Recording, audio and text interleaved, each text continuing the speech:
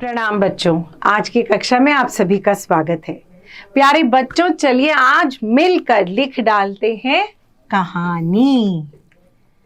किसी भी क्रम घटना पर काल्पनिक पात्रों को लेकर एक मजेदार सा चित्रांकन होता है कहानी, जिसके अंदर बहुत सारी घटनाएं होती हैं बच्चों। कहानी लेखन एक कला इसलिए है क्योंकि जब आप कहानी लिखते हैं तो पढ़ने वाले को बोरियत ना हो जाए, इसलिए कहानी में रोमांच होना आवश्यक है। तो चलिए आज बात करते हैं कहानी लेखन के बारे में। बच्चों के कोमल मन पर उचित अनुचित, अच्छे बुरे, ईमानदार बेईमान आदि के अंतर को सुस्पष्ट कर एक आदर्श जीवन जीने की शिक्षा कहानी द्वारा प्रदान की जा सकती है। एक कहानी के अंक होते हैं बच्चों। कथानक। कथानक के अंतर्गत कहानी की कथा वस्तु होती है। यह वास्तविक अथवा काल्पनिक दोनों भावों पर आधारित हो सकती है। पात्र अथवा चरित्र चित्रण।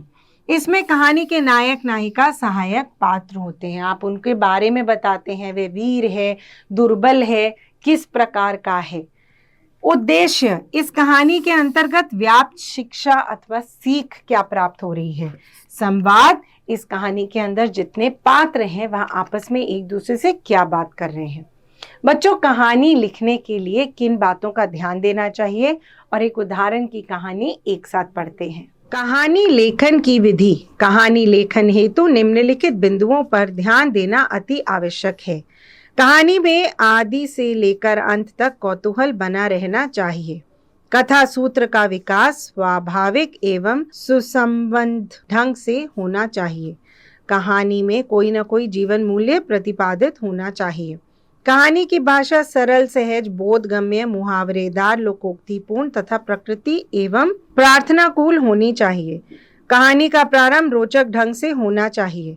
कहानी बाल मनोविज्ञान के अनुकूल होनी चाहिए। कहानी बालोपयोगी होनी चाहिए। वाक्य एवं शब्द संयोजन सरल हो। कहानी का उद्देश्य उपदेशात्मक तथा प्रेरणाप्रद हो।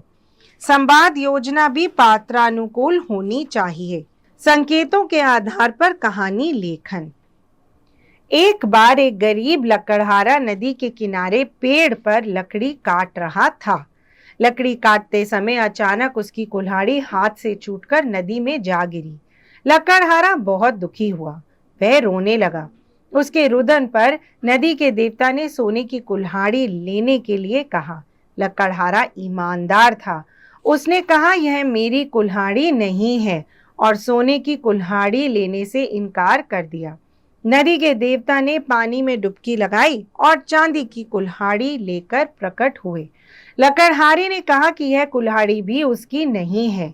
नदी के देवता आपकी लोहे की कुल्हाड़ी लेकर प्रकट हुए।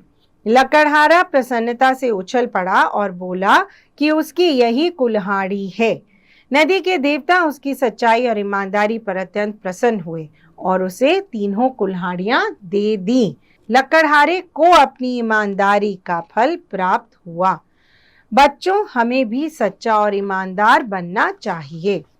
तो बच्चों, यह थी उदाहरण में दी गई कहानी। आशा करते हैं अभ्यास में दिए गए प्रश्नों को आप इतनी ही रोमांचकता से कर पाएंगे। धन्यवाद।